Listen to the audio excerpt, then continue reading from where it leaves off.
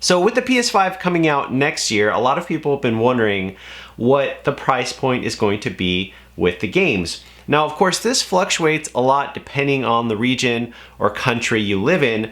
In the United States, it's been pretty consistent. There hasn't been a whole lot of movement when it comes to big budget AAA titles.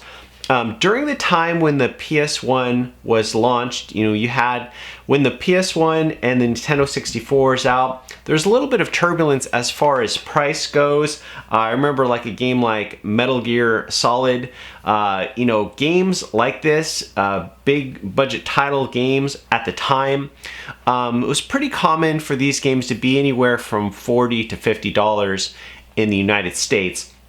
But this definitely fluctuated depending on the store you went to. And this especially was the case with games on the Nintendo 64. For instance, I remember GoldenEye. That price was everywhere. I mean, I saw that game for as much as $75, $80. Other stores had it for a lot less than that, but it was really the prices for the PS1 and Nintendo 64. There was definitely ups and downs in the United States for prices depending on the different stores that you shopped at. And when the PS2 arrived, that definitely, I think, simmered down a bit. I feel like with the PlayStation 2, with games like God of War 2, like for the most part, big games like this, it was $50. Like, you know what? A big budget title, new releases were usually around $50. And then, of course, with the PS3 and the Xbox 360, most of those big budget AAA games became $60. And so, of course, the Xbox 360, PlayStation 3 have been out well over 10 years, and still, at least in the United States, $60 games have been the standard. And a lot of people might be thinking, that's been quite a while for it to stay at $60. Is it going to continue to stay at $60 with the new Xbox and the PlayStation 5?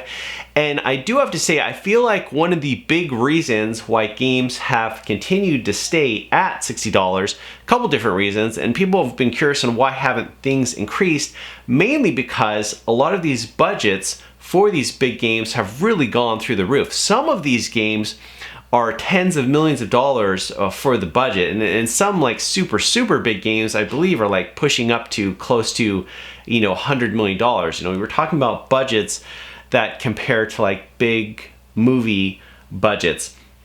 But as far as the PlayStation 5 goes and then the next Xbox, it is my hope that things will stay at $60, and I would be very surprised if they did get bumped up to $70, but we'll have to wait and see on that. One of the main reasons why I feel that it might be a good idea to keep it at the price point of $60 is because, video game sales are definitely down this year. Even though there's been a lot of great games for 2019, they have to be careful on the right price point. And also another reason why I feel like they can maybe sustain and continue to keep that $60 price point is because now more than ever, the DLC, the expansions, all the different digital add-ons for these games, which are like, it is really insane and incredible at the amount of money these companies are making with the downloadable content and the expansions and these season passes. This $60 game at retail, if you want the full experience, oftentimes you have to spend well over $100. So in reality, they're like, wow, that looks like a great deal. It's $60. It's staying at $60. Well, more often than not, the company is making a lot more. That game is bringing in, on average, more than $60 per customer because there's so many people that are getting the gold editions or the season pass with the game. And I feel that's one of the main reasons why, even though these budgets for these games have kind of gone through the roof when compared with like 10, 15 years ago, the budgets have definitely gone up just because these games are more demanding and you need a lot more talent on these projects.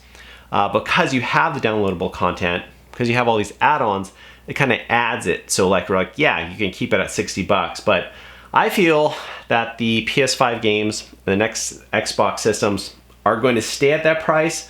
I could be wrong, but I definitely think we're going to learn more about this by E3, if not E3 week, when they're going to make that official announcement.